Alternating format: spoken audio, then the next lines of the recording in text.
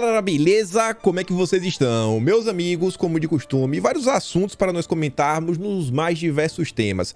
Pandemia, judiciário, movimentações políticas. Já falando de pandemia, a mesma ciência que falou fica em casa, a economia a gente vê depois, agora diz que não tem motivo para cancelar o carnaval, mas o Natal em família, eu não sei não, viu? Vamos falar sobre isso, falar um pouco sobre a Anvisa, vamos também falar um pouco sobre uma nova CPI que pode surgir, que pode mirar aí os governadores e os gastos indevidos. Vamos também falar sobre a notícia, né? O fundão, que tinha sido quase triplicado, teve uma pequena redução. Nossa, como os políticos são bonzinhos. Quero falar um pouco sobre isso e algumas coisas que inclusive se conectam com o judiciário, que também vamos falar aí do general, que fazia parte do governo, agora vai estar ajudando o TSE, regulamentação das redes sociais, fake news, tudo mais. Quero falar um pouco do gabinete do Mendonça. Quero ainda falar sobre o jantar do Lula, informações novas e interessantes. A Dilma foi deixada de fora. Tem uma matéria bem interessante pra gente dar uma analisada em algumas coisas. O Kassab aparece agora falando que não votar junto com Lula, e o PSB agora volta atrás. Confusão grande, vale a pena comentar. Sobre a direita, Bolsonaro fala sobre o seu vice, tá no final do vídeo, espero que dê tempo de falar. A Nise, médica, acho que todos vocês devem conhecer, oficializou aí que ela pretende sair como política, ela aceita a possibilidade de ser senadora em São Paulo. Quero comentar um pouco sobre isso. E tem um comentário bem interessante, que também tá lá no final, espero que dê tempo, sobre a Janaína Pascoal, que conecta o que a gente vem falando bastante aí dos planos do José Dirceu e do PT. E ainda ontem o Moro, ele oficializou, que todo mundo sabia, ele e o MBL estão juntos, de mãos dadas, e tem algumas coisinhas que o Moro andou falando bem preocupantes. Mas enfim, muita coisa, já vamos começar aqui, espero que a gente falar tudo de forma acelerada. Notícia boa, notícia rápida. 2021, o pior ano da história do Jornal Nacional em audiência. Chorem de alegria. O Jornal Nacional viveu seu ápice em 2014, quando a audiência chegou a quase 42 pontos. Foi o único momento acima dos 40 pontos, mas está perdendo espectadores, especialmente para plataformas de streaming e internet.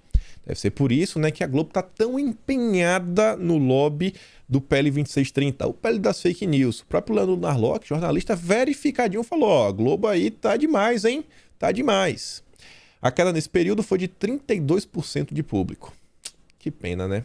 E aí um dos analistas que fez essa pesquisa que a Revista Oeste trouxe, ele diz o seguinte, que inclusive o perfil, né, do atual jornal, que vem assim, uma intensidade política, né, um ativismo político de forma assim exacerbada, tá afastando pessoas. Parece que o brasileiro tá começando a perceber, né, que o Jornal Nacional não tá muito preocupado em informar, mas sim fazer política. Falando aqui já da pandemia agora, olha só isso daqui.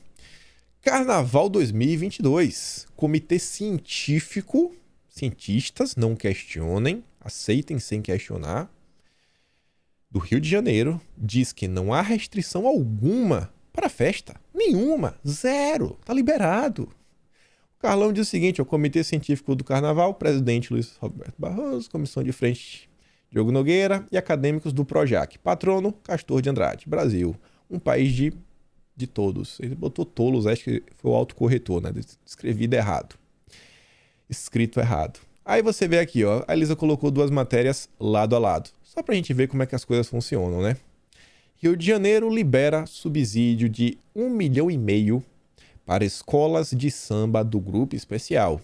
Você vê como no Brasil, né? Tudo tem um grupo especial. Não é qualquer... O grupo especial, né? Das melhores. Primeira divisão. Só os tops. Foi 16 de dezembro, bem recente. Mês passado, 29 de novembro, pacientes depedram UPA de Ricardo de Albuquerque, zona norte do Rio de Janeiro. Acompanhantes ficaram inconformadas com a falta de atendimento na unidade e destruíram equipamentos e computadores. Talvez se esse dinheiro, né, do carnaval fosse utilizado para trazer saúde para a população, quem sabe isso não teria acontecido, né? Uma depredação. Mas tudo é questão de prioridades. O Dardo Paz, né, tá muito empolgado com a festa.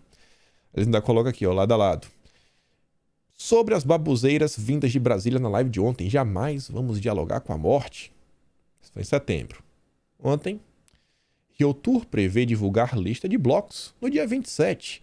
Autorização para desfilar depende de PM e de bombeiros. Nossa, que lindo. Tá todo mundo super, sabe, ansioso pro carnaval. Eu não tenho nenhum problema. Eu não acho que não deva pular ou deva pular. Eu só não quero o seguinte: que acabe o carnaval Aí o pai de família, que ele não foi curtir porque ele estava trabalhando, ele estava ocupado, ele tem que guardar dinheiro. Aí o pai de família depois tem que ficar trancado em casa. Porque, ai meu Deus, a pandemia saiu de controle, o carnaval, oh! Só espero que isso não aconteça, né? Um tapa na cara. E como eu falei para vocês na introdução, matéria de ontem, o OMS pede cancelamento de festas de Natal devido ao avanço aí da nova variante. O Natal, vamos cancelar o Natal? Natal. Celebração do nascimento de Jesus Cristo. Não. O negócio é o carnaval. Carnaval não tem porquê não, né? Você vê, poucos dias atrás, com o atual cenário, carnaval na Sapucaí está garantido. Espero que o Natal também, né? As famílias, está bem perto, sexta-feira agora. Ai, tem hora que dá nos nervos, né? Mas tudo bem. E aí, só quem tá falando do Rio de Janeiro bastante, olha essa notícia de ontem também. Em recurso no Supremo, Witzel pede anulação de condenação e retorno ao governo do Rio de Janeiro. Oh, meu Deus, pobre coitado. Ana diz, né? Já que as contas foram aprovadas, vocês estão prontos para a volta do Witzel ao governo do estado do Rio de Janeiro? É do jogo. Vida que segue. Outra notícia aqui que eu falei para vocês, quero comentar um pouco sobre a questão que envolve o fundão. Ontem o Congresso se debruçou sobre a questão que envolve o orçamento, foi discutido tudo mais. Reduziram, né, o valor do fundão de 5,7 para 4,9 bilhão. São tão bonzinhos. O Congresso aprovou nessa terça o orçamento de 2022, apresentado pelo relator, o deputado Hugo Leal, que destina 4,9 bilhões para campanhas eleitorais no ano que vem. Os parlamentares também incluíram uma previsão de 1,7 bilhão para reajuste salarial a policiais federais. Uma demanda do presidente Jair Bolsonaro em acena a sua base eleitoral. Pronto, né? Meu Deus, Bolsonaro quer ajudar os policiais. É um malvado, né? Realmente. Foram 358 votos a favor e 97 contrários na Câmara. No Senado, 51 parlamentares foram favoráveis ao texto final do relator e 20 contrários, sem abstenções. E olha só o seguinte. Lá veio o Danilo Gentili, né? Depois que o orçamento foi batido, 4,9 bilhões, aí ele fala o seguinte, ó, isso aqui é um país de desgraçado, isso aqui só vai pra frente quando o povo parar de aceitar passivamente. Ele fala o seguinte, né? Não vi essa indignação e principalmente engajamento para pressionar o Congresso a não derrubar o veto de Bolsonaro. O veto foi derrubado, tava quietinho. Talvez seja esse o motivo do silêncio anterior, Bolsonaro. Lembrando que o candidato dele, do Danilo Gentili, ele já realmente assumiu, que é o Sérgio Moro, ganha mais de 20 mil por mês do partido, né? E seu marqueteiro é 132 mil reais. Tudo envolve Podemos. Aí o Paulo Eduardo Martins, Felipe Martins, ele traz aqui um ponto que a gente já comentou em vídeo, e isso daqui para mim é a principal questão sobre todo um fundão. Essa é a principal discussão que deveria estar sendo feita. Essa palhaçada de fundo eleitoral é uma invenção do Supremo Tribunal Federal que decidiu restringir o financiamento privado de candidatos e partidos, mais uma interferência indevida que fez nascer um monstro. Já apresentei PEC para corrigir o problema, mas poucos topam assinar. Enquanto a postura for essa, o governo será cada vez mais avacalhado, diminuído em sua respeitabilidade sempre que tiver que discutir orçamento e fundo eleitoral. É preciso liberdade para financiamento privado e assim banir o financiamento público. Quem quiser fazer doações, que faça. Quem não quiser colocar um único centavo em eleições, que não coloque. Hoje essa opção não existe. Gênios. Vai fazer o quê? A eleição realmente precisa de algum tipo de financiamento. Aí eles falam, já que não pode ter mais financiamento privado, né, vamos fazer financiamento particular. Vocês acham que os donos de partido, principalmente esses partidos menores, teriam esses milhõezinhos para gastar se fosse via financiamento privado? Não é o lema, patrocinando todo mundo é dar tanto dinheiro para a esquerda. Não tem como. Agora eles acharam uma solução perfeita. Aí os deputados federais desses partidos menores, chega lá o dono do partido, tipo um Kassab da vida, ó, esquece esse negócio aí, viu? Não assina essa PEC aí do Paulo Eduardo Martins, não, que pra gente tá muito bom. Tá bom assim, não tem que ficar ligando para empresário. A gente só precisa agora acertar entre a gente quem recebe quanto. O fundão, do jeito que ele é hoje, ele basicamente favorece a perpetuação das pessoas que já estão no poder. Porque chega um cara que é um outsider, uma pessoa que nem faz parte da política, ele primeiro tem que bater na porta de algum partido. Quando ele bate, cara, o ônibus, né, já tá todo lotado. Ele pode sentar na porta do lado do banheiro, né? Tá cheio de dor de barriga. É o que sobra. E é o dono do partido que vai falar quem recebe quanto. É o dono do partido que tem a chave do cofre. Acabou. E é assim que funciona. Então, o financiamento público é um absurdo, do início até o fim. Do início até o fim. Se fala tanto em renovação da política, com fundão eleitoral, cara, é muito difícil. Aí acaba que os candidatos que conseguem entrar são aquelas pessoas que às vezes têm algum destaque nas redes sociais e têm um alcance bom, conseguem conversar diretamente com a população sem precisar, né, de, sei lá, fazer uma campanha normal como as pessoas fazem. Isso aqui é completamente lamentável. Espero aí que no futuro, a partir de 2022, 2023 aí, quem sabe, o Congresso consiga se debruçar sobre esse tema. É urgente resolver isso. E aí ontem, com essa questão aí, né, teve aumento para os policiais federais. Aí chegaram os auditores da Receita, né, dizendo que foram humilhados pelo governo e convocam paralisação. Aí eu fui ler essa matéria, né, para ver o que aconteceu. O Sindicato Nacional dos Auditores Fiscais da Receita Federal, o sindicato, convocou nessa terça uma paralisação da categoria em protesto contra a queda de um suposto acordo com a equipe econômica para a instituição de um bônus de eficiência. Pô, trabalhar não é obrigação. Aí vai colocar um bônus por eficiência na Receita ainda. Auditores argumentam que a Receita vem quebrando recorde de arrecadação graças ao empenho extraordinário dos seus servidores. Esse empenho foi derivado, sobretudo, da expectativa em ver solucionada finalmente a regulamentação do bônus de eficiência, fruto de acordo salarial entabulado há 5 anos. Eu acho meio complicado você, assim, premiar por eficiência um órgão que a eficiência dele, em tese, é punir as pessoas. Obviamente, tem pessoas aí que burlam a Receita, mas conheci várias pessoas. Eu já fui. Hoje em dia eu não posso falar sobre hoje, mas no ano de 2014 eu já cheguei a, por exemplo, fazer compras de produtos que custavam em torno de 20, 30 dólares. Compra só para mim, que em tese, assim, se você comprar você, fosse abaixo de 50 dólares, você podia passar sobre a Receita, enfim.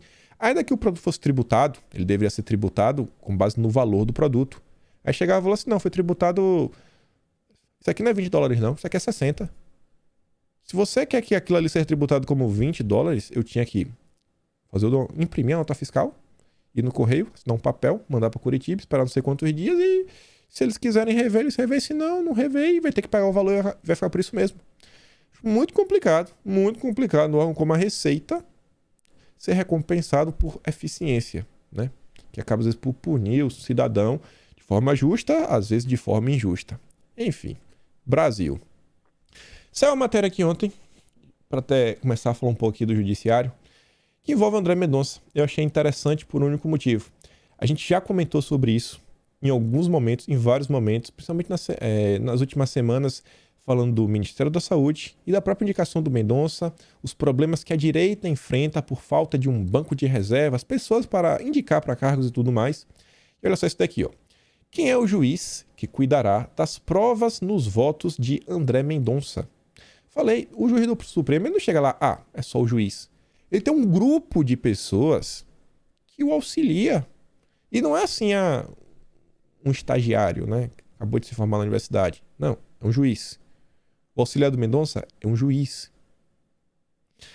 Aí você vê, ó, um pequeno resumo meio de quem é esse juiz. Em 2016, o Meirelles foi um dos membros da chapa Magistrados Independentes, liderados pelo Michel Cury Silva, de Minas Gerais, que concorreu à presidência da AMB, Associação dos Magistrados Brasileiros. Junto com esse Meirelles, que vai auxiliar o Mendonça, eram candidatos a vice-presidente, entre outros, os juízes bolsonaristas Eduardo Luiz Rocha Cubas, de Goiás, e Ludmila Lins Grilo, de Minas Gerais. Foi aí também orientado pela Juliana Pascoal. O cara aparentemente tem uma tendência um pouco mais à direita. Ocupa um cargo de destaque no Tribunal de Justiça de São Paulo, o Meirelles. Então você vê, para você auxiliar um juiz, olha o nível que a pessoa já tem que estar. E a gente volta naquela discussão que eu trouxe no passado. Fazer as mudanças não é só trocar uma pessoa. É a pessoa e toda a sua equipe. Quantos juízes não auxiliam um único juiz do Supremo? Mas às vezes a solução tá, não, se a gente tirar essa pessoa, tudo resolve. Não é bem assim. Não é só tirar uma pessoa. As coisas não vão acontecer no estalar de dedos. O Diego Garcia fez um comentário também que a gente já trouxe em vídeo. Acho relevante nesse mesmo âmbito aí das mudanças. Há quem diga que o governo não fez nada pela guerra cultural. Mário Frias e o André respondem a dezenas de processos por auditar e triar melhor os projetos financiados pela Lei Rouanet. Não permitir despejo de lixo cultural abre espaço para quem produz algo decente ser notado. Se fala tanto do combate cultural no âmbito da cultura da arte. Não é exatamente o que vem sendo feito. Mas várias pedras estão sendo jogadas. E aí, olha só isso daqui. Polícia Federal concluiu o primeiro inquérito sobre as ameaças a técnicos da Anvisa por conta da aprovação dos imunizantes contra as crianças. Para as crianças, né? Para crianças. O primeiro inquérito. De acordo com a investigação, houve crime de ameaça. Olha o que vem acontecendo. Lembrando aí que Bolsonaro está sendo bastante atacado por isso daí, né? Por ele estar promovendo uma incitação pública, um linchamento contra essas pessoas. Aí eu vi esse comentário aqui falando o seguinte, ó. Essa é uma ameaça de outubro. Com as declarações recentes de Bolsonaro e seu capacho ministerial, não me surpreendo se outras investigações forem iniciadas, que se punam os responsáveis e aqueles que estimulam a ameaça. Aí vem o Globo para escrever esse artigo. Após fala de Bolsonaro, Twitter registra uma postagem contra a questão a cada 30 segundos. A gente já comentou. Vocês que me acompanham sempre estão cansados, né, de ouvir. Como é que funciona esse bate-bola entre a justiça e a mídia? A mídia vai soltando, vai mostrando estudos, como isso aqui é ruim, como tal pessoa é um vilão, quando chega no tribunal, tesourado, né? Esteja preso, culpado. E essa questão da vida tá indo, tá rendendo tem uns dias. Tá rendendo tem uns bons dias. E sobre a justiça também, a gente falar um pouco já de eleições agora.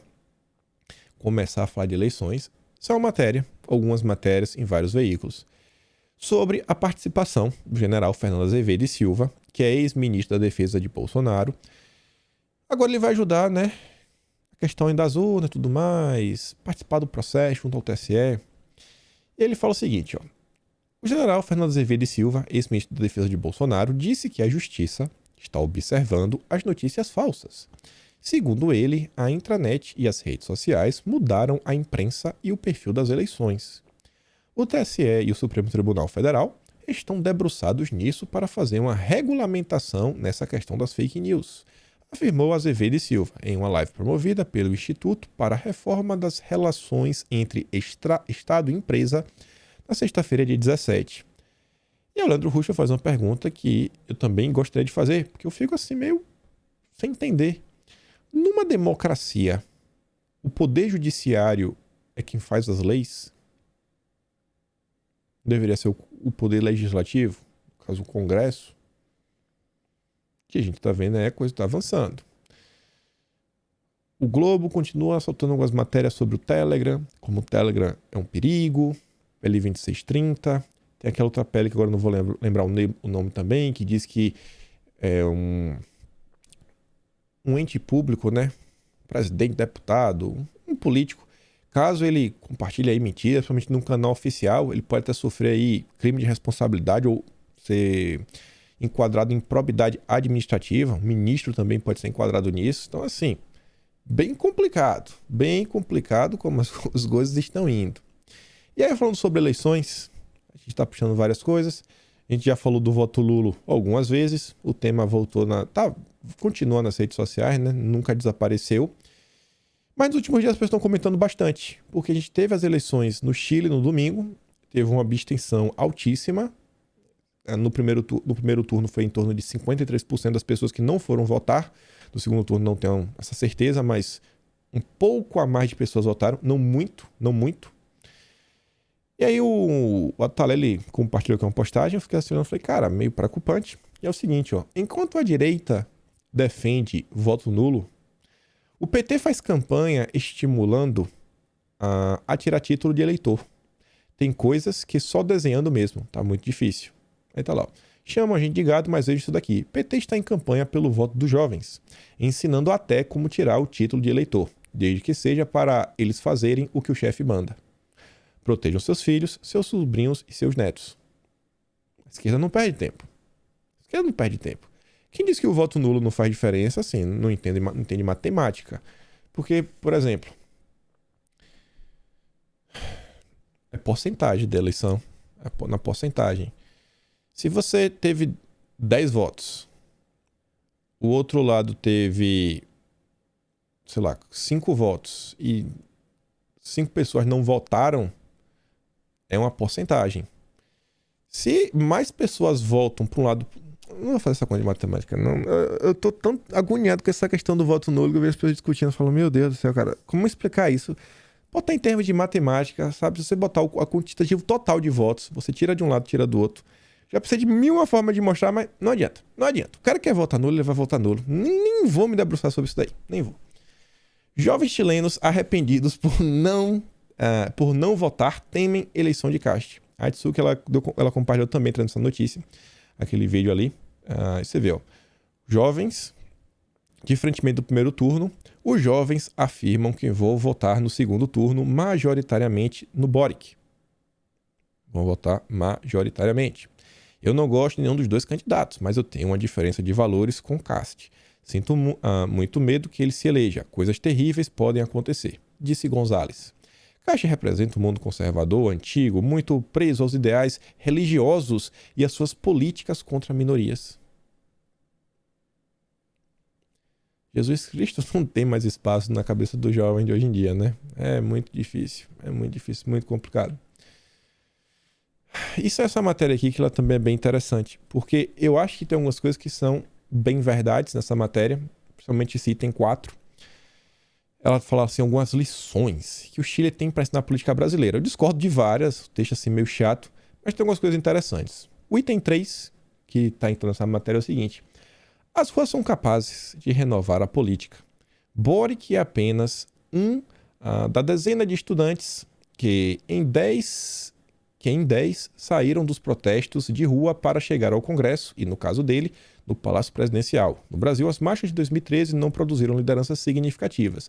As de 2016 geraram o MBL. A esquerda, ela sabe se organizar e fazer a coisa ir crescendo. E o MBL não foi à toa, né? Teve todo o apoio da imprensa desde o princípio. Desde o princípio. As ruas, elas têm seu papel de importância, mas só ir pra rua e sem uma liderança, cara, isso normalmente não vai pra frente. Precisa de uma liderança. Precisa alguém querer, né? Não, eu vou assumir um papel aqui. Não querer, mas pelo menos às vezes ser alçado também. Ou então realmente querer. As ruas, elas têm um papel de importância. Mas só ir às ruas por ir às ruas não é bem assim que as coisas vão, né? Esse quarto que é mais interessante. A nova cara da esquerda inclui a defesa da igualdade de raça, legalização do meu corpo e minhas regras, direito ao arco-íris e mudanças climáticas. A esquerda chilena e a memória de Marielle Franco são personagens mais próximos dos interesses da nova geração do que os revolucionários grisalhos de Cuba, Venezuela e Maduro, como explicou o cientista político Oliver Stunkel, até amigo da Lina Boy e da turma do Sérgio Moro. Isso aqui é verdade. E por isso que eu digo, inclusive, que o PSOL vai continuar crescendo. O PSOL vai continuar crescendo. Essas são as pautas que hoje, né, conseguem chamar a atenção dos jovens. Os jovens estão extremamente preocupados com o planeta, com o mundo. Você vê a própria Greta, né? Meu Deus, tudo vai acabar. Tudo vai acabar. Tudo vai acabar. Temos que mudar. Carbono. A pegada de carbono. Aí eu trouxe uma postagem aqui do Leonardo Tucci, já com exemplo, que inclusive se conecta, né, à preocupação dos jovens. Olha como são as coisas. A gente sempre vem falando sobre isso daqui. É um tema que ele não pega engajamento nas redes sociais. Até comentei sobre isso. O pessoal não está preocupado. Compliance, ESG, não. Leonardo Tucci é um cara da extrema esquerda, ligado ao Brasil 247, e ele fala que o Gabriel Boric, presidente eleito lá no Chile, talvez seja o primeiro presidente ESG da história. Compliance, na veia. O que é compliance ESG? Sistema de regras para controlar a tua vida em nome de um mundo melhor. Quer um exemplo? Você vê que muita gente hoje está preocupada, né, com a bufa do boi. Nossa, o boi tá peidando demais. Ixi, mas o bom tá muito quente por causa do boi. Aí se fala na tal pegada de carbono, não, tem que comer menos carne, parar de usar combustíveis fósseis, isso, aquilo, outro. Aí você vê aqui, né? McDonald's vende carne no mundo todo. Diz que quer, mas não consegue reduzir sua pegada de carbono e metano. Ô, rapaz, coitadinha. E a Paula Marisa diz, né? Quem tem que reduzir a pegada de carbono são vocês, réis mortais. Mas não se preocupe, quando você quiser comer carne, basta se dirigir a uma multinacional mais próxima. A turminha, o grupinho. Ah, nesse grupinho aqui pode, não sei quem, não pode. Você pode, não sei quem não pode. E essas pautas elas vêm avançando, vêm avançando. O controle, ele não só é das redes sociais, do que a gente pode falar, o que a gente pode deixar de falar, o que pode fazer, o que não pode deixar de fazer. Tem muita coisa acontecendo. Isso aqui é preocupante. Você já vê, o ESG é a cara dessa esquerda progressista globalista, que é extremamente também radical, principalmente na parte de costumes. Esse pessoal lá meio cabeça branca, meio grisalho, você até vê assim, em âmbitos conservadores, você vê que eles não aceitavam muita coisa, né? Eles não gostavam muito da turminha do arco-íris. Você vê o Fidel mesmo, né? Ih, rapaz, esse cara não gostava não. Já essa turminha nova, ela quer, sabe? Arco-íris pra tudo que é lado. Pra tudo que é lado. E aí, olha só o seguinte. Bolsa do Chile tem queda recorde e dólar dispara após a eleição de Boric. Isso pode acontecer no Brasil. A esquerda destrói tudo que toca. E ainda tem imbecil que veste a camisa e milita, né? O pessoal realmente não sabe o que pensa. Lembrei porque eu coloquei isso daqui. Mercado reage à proposta do esquerdista de gestão pública dos fundos de pensão. Fundos de pensão, quando você mexe no fundo de pensão, você mexe em todo o sistema financeiro. Você consegue, inclusive, limitar quem pode e quem não pode operar no mercado. Não, vamos fazer isso aqui, aquilo outro. Que assim, você não está falando que aquele cara ele não pode comprar e vender daquilo ali. Mas você cria um determinado sistema, isso aconteceu no Brasil, e você não entendeu porque eu estou falando isso daqui, que basicamente é o seguinte, a empresa às vezes quer contratar um cara para trabalhar, né, com as carteiras de investimento e tudo mais, e às vezes a empresa ela quer prestar todo tipo de serviço, todos os tipos de serviço, então ela acaba às vezes, não, esse cara aqui ele vai seguir os controles, não vai, não vai, facilitou, então não vou pegar esse cara não. Pô, mas esse cara é bom, não, mas eu quero poder operar em todos os mercados, quero poder trabalhar com fundo de pensão, isso, aquilo, outro, então vamos seguir a linha. E você acaba controlando o mercado, você não precisa mexer em todas as peças do jogo para você controlar as variáveis, né? Você pegar um carro, você não precisa mexer em tudo para o carro ficar mais rápido. Você já dá um aperto aqui, um apertinho lá, você já consegue melhorar um pouco na velocidade aqui. Óbvio que outra peça também aumenta, mas tá entendendo o que eu tô querendo falar, né? Você aperta uma porca e muita coisa muda. Fundo de pensão, sabe quem foi que promoveu uma grande mudança no Brasil? O senhor Carlos Gabas. Carlos Gabas. O pessoal do mercado financeiro aí que tem um pouco mais de tempo, não quer ver o nome do Carlos Gabas. Não quer ver. E é por isso que eu coloquei essa matéria, porque lá na Bahia, os deputados estaduais também estão se articulando para abrir uma CPI. Oposição na ALBA colhe assinaturas para a CPI. A oposição na Assembleia Legislativa da Bahia está colhendo assinaturas para viabilizar a abertura de uma comissão parlamentar de inquérito para investigar a compra de 300 respiradores pelo consórcio Nordeste no início da pandemia. Será que vai? Mais uma, para fazer o trabalho que a turma do Renan Calheiros, do Omar Aziz, do Randolfo Rodrigues não quiseram fazer. Isso é bom. Isso é bom. Isso é bom. E olha só isso daqui. Ainda no âmbito do controle e do compliance. Você vê que hoje estou muito preocupado com as redes. Com as redes. Essa imagem aqui, ela vai desenhar para você. Vai ficar tão claro. Porque as redes são um problema. Um mundo não tão distante, 2007, 14 anos atrás, olha as empresas mais valiosas em 2007. Petro, Xing Ling, né? ExxonMobil, também na área do petróleo. A GE, Mobile, A indústria e comércio do banco lá do pai do Dória. A Microsoft tá ali, tava, mas tá lá Gazprom, Royal Dutch Shell, postos também, a TT, Sinopec. Você vê, o mercado do petróleo tava lá, mandavam muito, todo mundo falava muita coisa. Já o tempo passou, você vê aqui em 2017, Apple, Microsoft, Alphabet, a Saudiko Aramco, talvez seja da área do petróleo, não sei, mas aí vem, ó, Amazon, Tesla é do âmbito aí, né, da tecnologia, Meta, Facebook, Nvidia, produto aí de chips, principalmente na área gráfica, a Berkshire Hathaway e TSMC, não sei quais são. Você percebe como o centro de dinheiro ele se deslocou e normalmente dinheiro também está associado a poder, né? Principalmente nesses casos aí.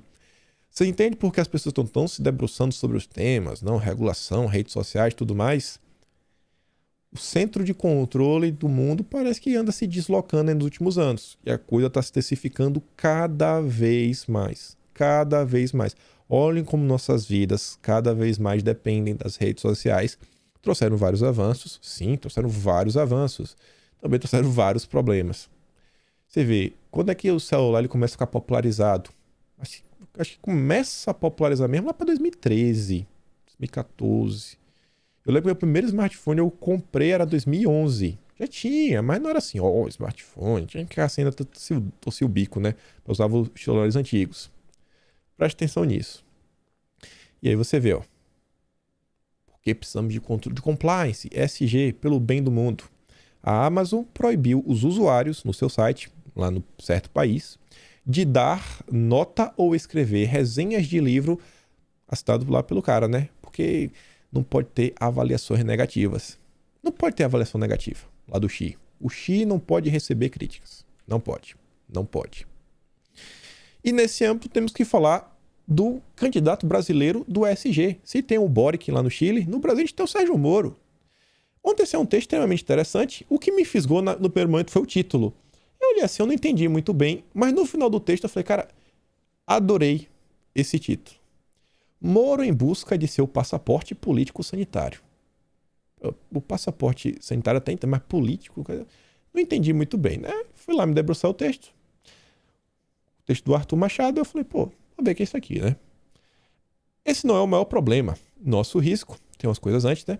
É que Moro é o autêntico representante do Estado tecnocrático, alguém que crê que uma elite burocrata, uma elite de magistrados, pode resolver todos os problemas do país, ou pelo menos os mais graves.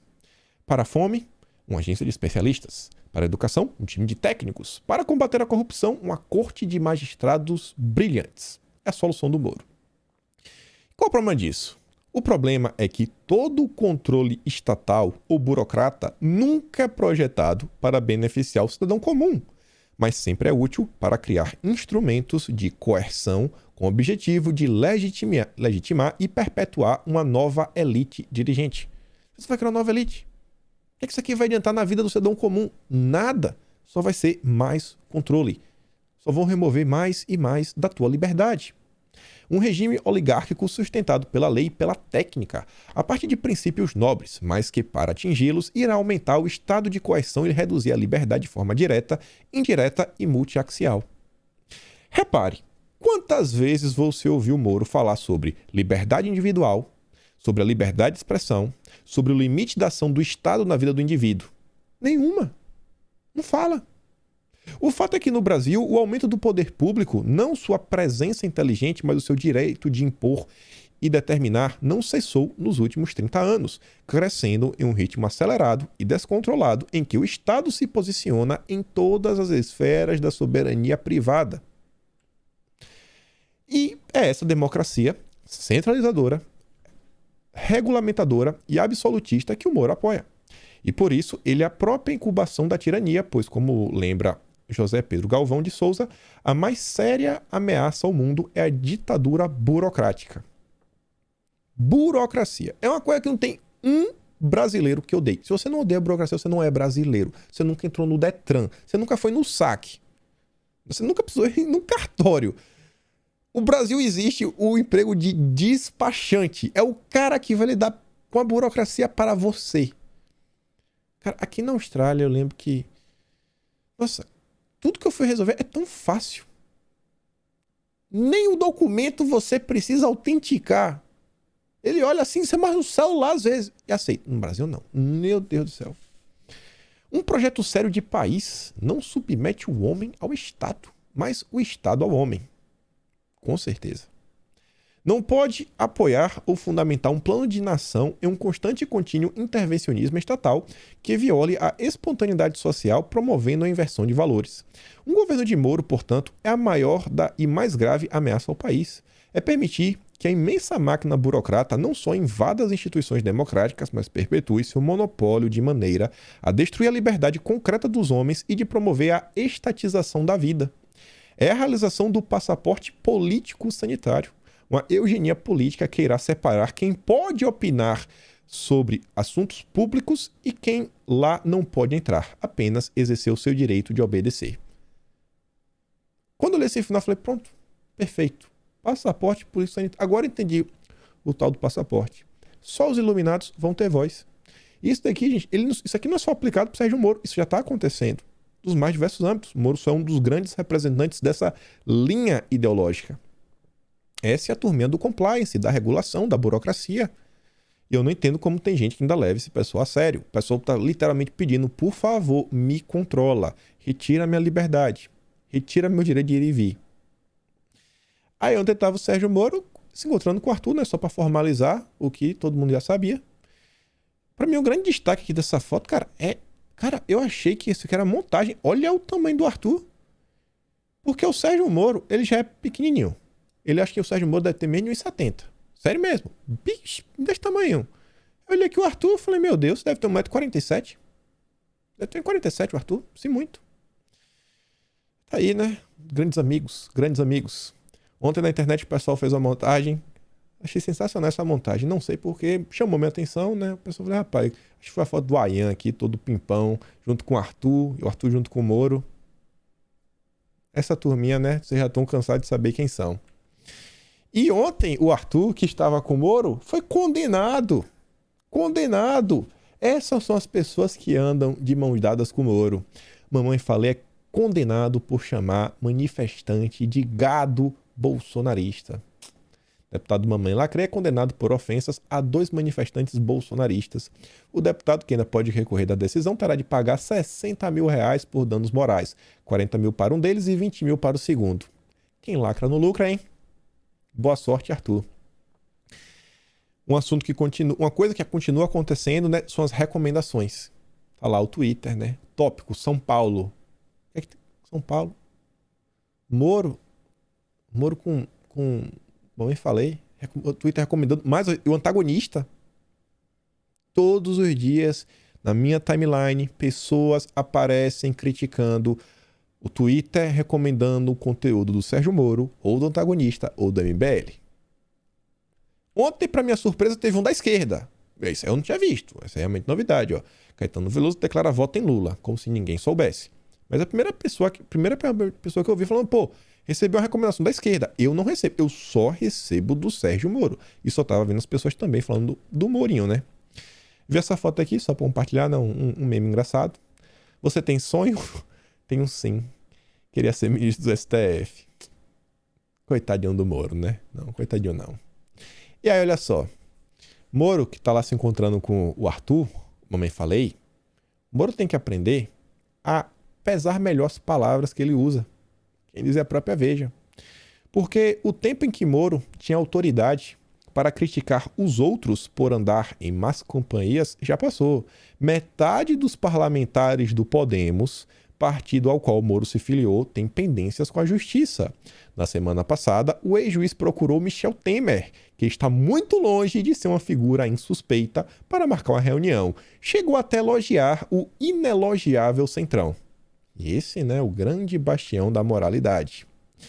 E aí, sobre medir e pesar as palavras, isso daqui também me incomodou muito, ainda mais porque é um período de Natal, e para mim isso aqui é uma ofensa a qualquer cristão no Brasil. Moro convidou aí o Zé Santana, que é o cara de Dona Júlia, para ser o interlocutor dele com os evangélicos. E aí o cara foi lá dar um papinho, né, pro pessoal do Estadão. Ofensiva de Moro para atrair evangélicos inclui a ajuda de Deltan em reunião com líderes. O segmento evangélico não pode depender apenas de uma via.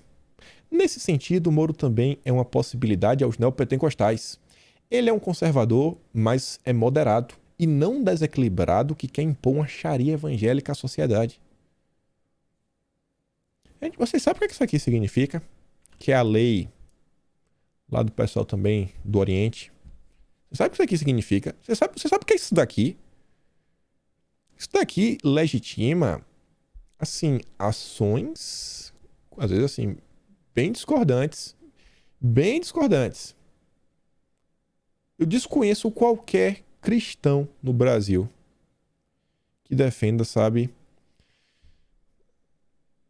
algo similar a isso. Eu não sei que tipo de cristão Sérgio Moro acha que existe no Brasil, mas eu tenho certeza, assim, que desse tipo aqui não tem. Aí ficar mandando um interlocutorzinho dele, me falar isso daqui. Isso aqui é um claro atentado. E isso depois do Moro falar em seu Twitter oficial que o povo em primeiro lugar, né? O povo tá acima até de Deus. No governo dele, na chapa de governo dele. Não é Deus acima de tudo, não. É o povo acima de tudo. Esse é o Sérgio Moro. Mas enfim. Sobre os evangélicos, enfim, uma matéria verdadeira da UOL. Para a esquerda, evangélico não tem importância ou é inimigo. Como é que eu vou discordar disso? O etnólogo afirmou que os setores progressistas do país veem os protestantes como fanáticos e mercadores da fé. O Sérgio Moro também não está muito diferente disso, né? O Moro é de esquerda. Spáia cita o episódio em que o ex-prefeito de São Paulo, Fernando Haddad, chamou o líder da Igreja Universal, o bispo Edir Macedo, de charlatão durante as eleições de 2018. Segundo um antropólogo, a fala do petista causou impacto entre os evangélicos que começaram a ver a esquerda como aquela que não gosta deles. E não está errado. Não acho que está errado, não. E olha só. A imprensa, né? A imprensa brasileira é sensacional às vezes. Bolsonarismo alimenta possível chapa Lula e Alckmin.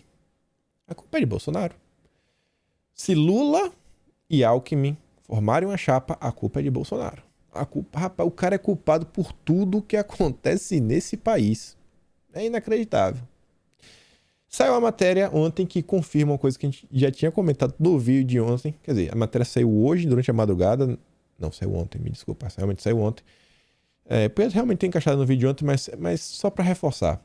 Foto alarga horizonte de Lula, mas restringe tráfego de Alckmin na centro-direita. Como resume um tucano próximo do Alckmin, será difícil do Alckmin conquistar o voto bolsonarista em São Paulo depois da foto com Lula. É justamente por isso que o encontro do domingo, dia 19, teve mais peso para o Alckmin. A partir de agora, a vaga de vice de Lula deve ser um caminho sem volta. Ele literalmente encerrou qualquer chance de obter um voto da direita. Não tem. Não vejo mais chance. Qual a chance para o Alckmin? Agora, ou vai ou vai. Ou vai ou racha. Ou vai ou racha. E essa matéria que fala o seguinte, ó, a equipe de Moro tenta minimizar as insatisfações do ex-juiz com as dificuldades do Podemos em dar a ele uma campanha de primeira linha de marketing político. Por ora, a alternativa é criar um conselho de comunicação para cuidar da parte digital da empreitada. A ideia é agregar profissionais com visões distintas sobre o tema. Tradução. O Podemos continua se recusando a aceitar ouvir o antagonista. O Diogo Mainardi segue banido. O Diogo Mainardi ele foi proibido de participar da festa de filiação do Sérgio Moro e segue desse jeito. Vocês viram lá também aquele artigo que o Cláudio Dantas escreveu, criticando o Podemos. Tá aí o retrato. Tá aí o retrato. O antagonista não é bem-vindo dentro do Podemos. Briguinhas, né? Briguinhas de família. Sérgio Moro vai ter que escolher, né? Ou a Renata Abreu ou o Diogo Mainardi. Os dois não dá. Aí vem também a imprensa com a notícia sensacional, né? Sensacional. Bolsonaro segue 3 no TikTok. Os filhos, Flávio e Carlos e o Wolverine Cover. Isso aqui eu já tinha visto anteriormente, cara. O que a imprensa se transformou, né? Só pra mostrar, só pra vocês darem risada. Mas olha só isso daqui. Arde já ganhou. Arde já ganhou. Já ganhei, já venci. No jantar do Lula. Ignora enorme antipetismo. Lá vem lá o Guilherme Amado tentar alertar o seu amigo Lula, né? Tentar dar aquela força. Lula, canta vitória, tem que trabalhar. Qual o tamanho hoje do antipetismo? Ninguém sabe. Isso em partes é verdade.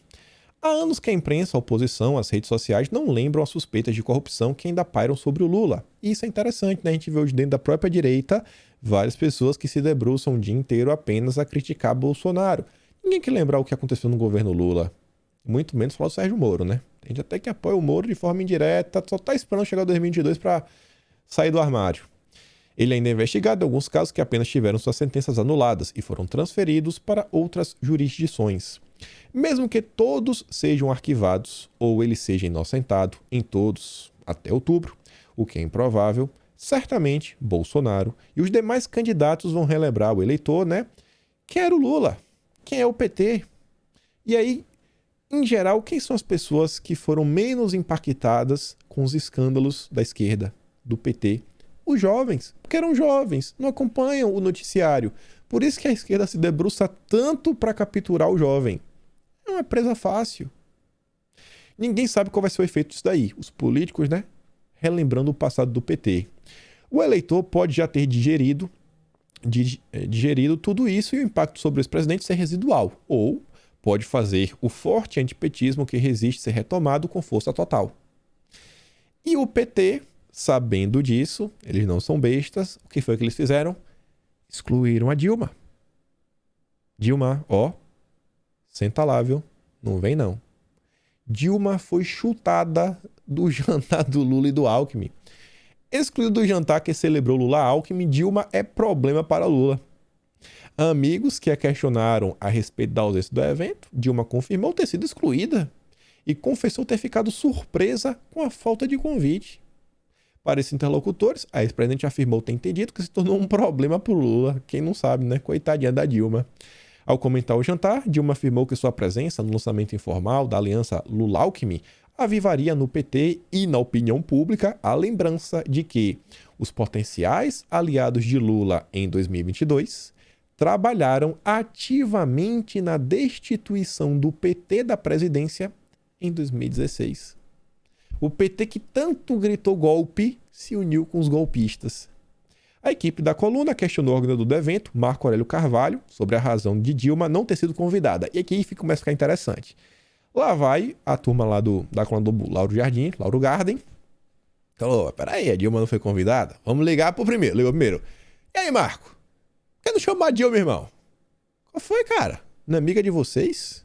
Aí o Marco Aurélio já tirou logo dele da reta, né? Ó, peraí, ó. Ele afirmou que jamais deixaria de convidá-la e disse ter pedido ao deputado Rui Falcão. Não, eu chamei a Dilma. Você acha que eu não iria chamar a Dilma? Chamei a Dilma. Vamos ligar pro Rui Falcão. Rui, e a Dilma? Então, né? Rui disse que nunca recebeu tal missão. Tem certeza, Rui, que nunca recebeu essa missão? Então, né? Quando questionou de novo, ele lembrou e disse que José Eduardo Cardoso, ex-ministro da Dilma, também ficou responsável pelo convite. Também, procurado, Cardoso não atendeu às nossas alegações. Aí passou um tempinho. José Eduardo Cardoso entrou em contato com a equipe da coluna para dizer que houve um ruído de comunicação nos preparativos para o jantar e que o fato de Dilma não ter sido convidada é de responsabilidade exclusiva dele. Tradução: Dilma, senta lá. Você agora virou um estorvo para o PT. A gente não sabe como lidar com você. Precisamos nos desfazer da Dilma. Esse é o PT, esse é a esquerda. Esse é o PT, esse é a esquerda. Não presta, joga fora. Não presta, joga fora. E vida que segue. Já, por outro lado, enquanto a Dilma foi escanteada totalmente, né, abandonada, o Renan Calheiros nas nuvens, flutuando, não pisa no chão. Renan Calheiros foi paparicado pela esquerda no jantar de domingo em São Paulo, na noite em que Lula e Geraldo Alckmin apareceram juntos publicamente pela primeira vez desde que começaram a discutir uma chapa presidencial que une os dois. Quando Lula chegou na mesa em que Renan estava, viu de Randolfo Rodrigues, que estava, né, junto com várias pessoas de alto quilate, Aloysio Mercadante, Bruno Dantas, Baleia Rossi, entre outros. Aí Randolfo falou o seguinte: Lula, depois de 10 anos no Senado, aprendi que o bom de fazer política é ao lado do Renan. E o Lula não deixou por menos. Randolph, isso eu já aprendi há 30 anos. Há 30 anos. Tem que estar com o Renan. Com o Renan. Com o Renan. Meu Deus do céu. É isso aqui que está tentando voltar para a presidência. Ontem a direita assim, meu Deus, saíram notícias que o Lula já está articulando por cargos. Eu falei, gente, vocês não estão percebendo? Sério que vocês não estão sabendo disso daqui? Até o Moro já está loteando o ministério. Às vezes as pessoas perdem muito tempo naquelas discussões que não levam a lugar nenhum, né? Vendo a Amanda Klein passando vergonha na Jovem Pan. E os assuntos que realmente estão acontecendo, as pessoas passam batidas. Lula 2023, se voltar, não vai ser o Lulinha paz e amor, não. Vai ser o Lulinha vingativo. E aí são uma série de matérias que me fizeram, assim, ficar meio confuso. Tem que prestar atenção nisso aqui nos próximos dias. Rodrigo Maia chegou lá pro Marcelo Freixo e falou para ele ficar de olho aberto, que o André Siciliano pode tirar a base dele. Maia acha que o Siciliano, né, pode tentar ser o candidato para o governo do Rio de Janeiro, sendo que o Siciliano falou que ele nunca nem cogitou. Ele tinha cogitado ser senador e falou, não, eu posso abrir mão da minha candidatura aí em nome do Lula. E o Maia, ele tem um alinhamento mais para o Kassab do que para o Lula. Poderia estar tentando ajudar o Kassab com essa. Criar uma confusão interna dentro do PSB. Confusão. Aí o PSB, lá vem, né? Cúpula do PSB é o PT. Precisa escolher a presidência ou os estados. Os dois não dá, né? Lula tá demais. Eles estão doidinhos para fechar aliança. Doidinho, mas o PT quer tudo. Aí você vê o seguinte. PV fecha apoio a Lula e deve entrar na federação partidária com o PT. Um partido já aceitou. A frente ampla do Lula, mas aqui não da esquerda. Isso aqui é óbvio que ia andar para frente. Aí junta com essa matéria. Junta todas essas matérias juntas. PSD não vai indicar ninguém, nem Alckmin, para vice de Lula, diz Kassab, a Folha de São Paulo. Não sai em foto com Lula, não sai foto de Lula porque tem um candidato, diz presidente da sigla, que defende fim da reeleição. Kassab é peremptório. Nada de acordos de primeiro turno. No momento que o Lula meio que ele fecha com Alckmin, lá em cima, mas falta um partido pro Alckmin, o PSB tá doido, aí o Lula joga o PSB do Siqueira tá doido pra ter o Alckmin, aí o Lula joga pro Kassab, que é pra tentar forçar, né, eles desistirem do Márcio França em São Paulo. Só que como o Kassab também tá meio puto com o Alckmin, ele também tira de fora. Se resolve aí agora. Quem sabe sobra no final das contas pro Paulinho da Força. Mas você percebe aí, né, a Lula fica meio assim, pô, tá atrapalhando. Porque Solidariedade não é tão interessante pro Lula. Porque é um partido pequeno, sem estrutura, não vai ter governadores, não vai ter senadores, não vai ter uma grande bancada. Seria só um partido, né? Só ia ser o Alckmin sozinho. E o Lula tá com interesse na estrutura partidária do PSB ou do PSD. A galera vê, não, pera aí, Lula. Vocês estão querendo aí brincar, vocês estão querendo aí mandar nos partidos? Também não é assim, não. Agora o Kassab tira um pé atrás. Olha como o jogo ele fica sendo bagunçado o tempo todo. Quando o jogo começa a encaixar, que estão dos lados ganhar, aí vem um e atrapalha o jogo, a brincadeira. Não vai ser assim não que a banda vai tocar. Você vê o jogo dos políticos profissionais. Enquanto isso, a direita tá lá no Twitter, né? Um acusando o outro de, você vai apoiar fulano de tal. Não vou não, vou apoiar tal. Não, você vai apoiar tal. E fica assim uma maior maluquice que a gente não vai pra lugar nenhum. Eu entendi que poderia passar para a sociedade a percepção que eu estava formando uma frente de apoio ao Lula no primeiro turno. Eu não estarei com o Lula no primeiro turno. Tudo isso já foi dito a ele. Está aumentando o valor do passe. Não faremos o visto Lula. Não é porque é o Geraldo, fulano ou cicrano. É porque teremos candidatura própria. Afirma ele que considera Alckmin fora dos planos do PSD. E o Kassab deve estar puto, porque ele não só perdeu o Alckmin, que era favorito para o governo do estado, como perdeu o Datena. O Datena só ia se o Alckmin fosse. E o Alckmin não foi. E o Datena estava liderando. Eram dois caras que estavam liderando as pesquisas e o Kassab perdeu os dois. Ele não vai deixar barato. O dirigente se diz sem mágoas, mas se eu estou acerca de Alckmin, de portas abertas, mudou. Insiste que Pacheco, né? Se o Pacheco desistir, eles vão arrumar outro. Na sua lógica, o partido sairá fortalecido do primeiro turno. Aí um acerto com o PT, que já ocorreu no passado, parece líquido. Está aumentando o valor do passe. Vai querer ministério. E qual é o objetivo do Kassab? Se ele não tem que focar na vice, ele pode focar mais nos estados. Não nos estados. Na base no Congresso. É o principal ponto. Congresso. O PT já está ali, ó. Com o PV, no PSB, fechando com a esquerda. A gente comentou recentemente a matéria lá do José Disseu. Tem gente no PT em site. Na verdade, a própria entrevista do José Disseu, né? Que ele está articulando. Já rodou 11 estados. O projeto do Kassab sai de 2022 com a terceira maior força congressual, com aumento de bancada na Câmara dos atuais 35 para pelo menos 50. A galera acha que o Kassab ele consegue botar mais de 65. Foi atrás do cara que foi vice do Amoedo em 2018. Teve outra pessoa também que era do Novo, que tem assim, uma certa notoriedade. Todo mundo que brilha, o Kassab traz para perto. Quer aumentar também o Senado de 11 para 15. Prevê eleição de mais do que 2 atuais governadores. Quer ampliar. Base, Congresso. E é isso que ontem a Janaína Pascoal falou isso daqui. Para mim, esse aqui foi um dos melhores comentários que as pessoas, assim, não vê porque a Janaína fala muita besteira, mas isso daqui é uma coisa que vocês estão cansados de saber. Falo, gente, eu não tô falando com base em achismo. Não é com base em achismo. 2023 não vai ser igual a 2019.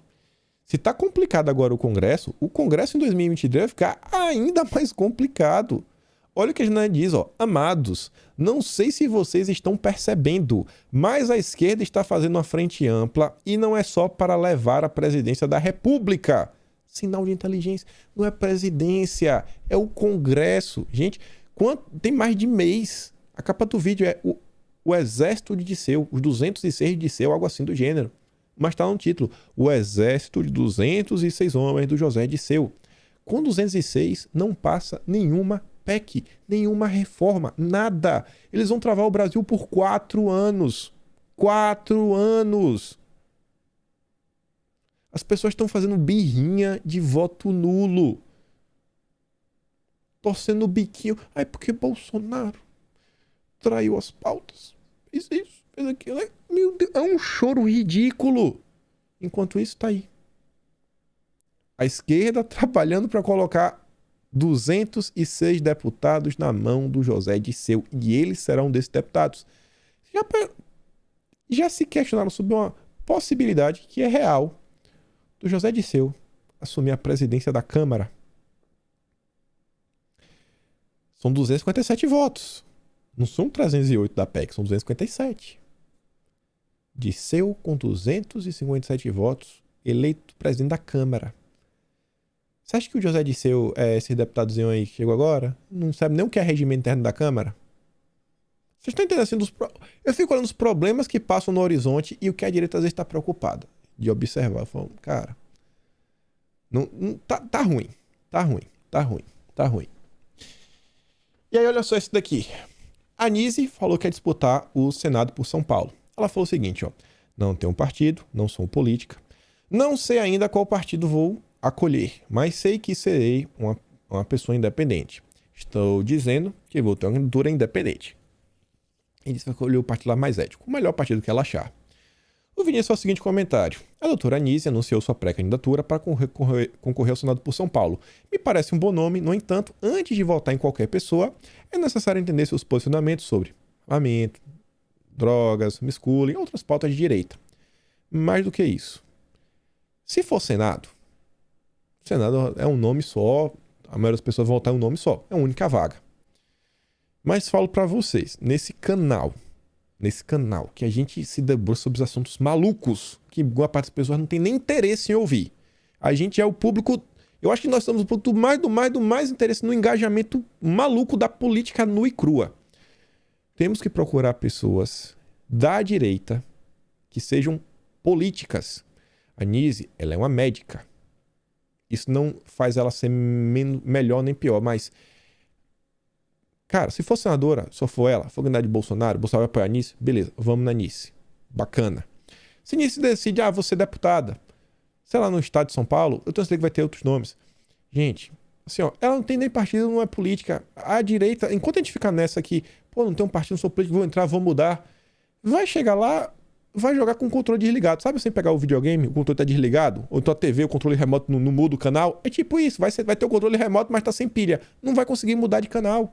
A direita tem que focar em eleger nomes que não só sejam de direita, não só abracem as pautas, mas que também entendam o funcionamento da máquina. Não estou falando para não votar na Nise, que ela não presta, que ela é ruim e tudo mais. Eu acho que o nome para Nise, para deputado, podia ser muito bom, porque ela ficou bastante conhecida no país. Tem gente que não acompanha a política diariamente, mas que votaria nela. Mulher, descendência asiática, pessoa íntegra, lutou pela vida de milhares de brasileiros, teria muito a somar, poderia puxar voto.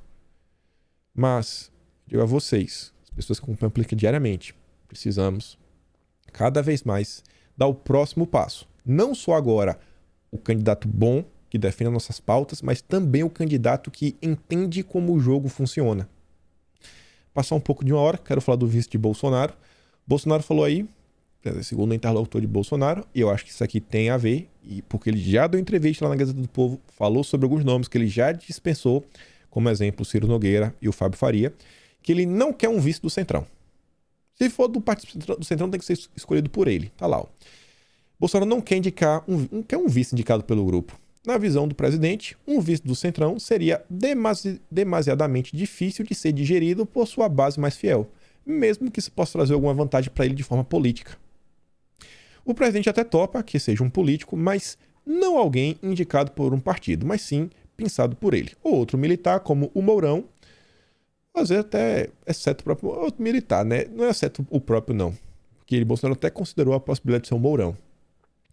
Mesmo sabendo dos problemas de não ter um vice, sabe, político que possa ajudar, que possa apanhar junto, Bolsonaro ainda assim, ele se preocupa com o povo que o elege. Nas decisões assim que faz diferença, pode ter um impacto político eleitoral também, tirar alguns votos, pode ter alguns ganhos, ter um político do lado, pode também.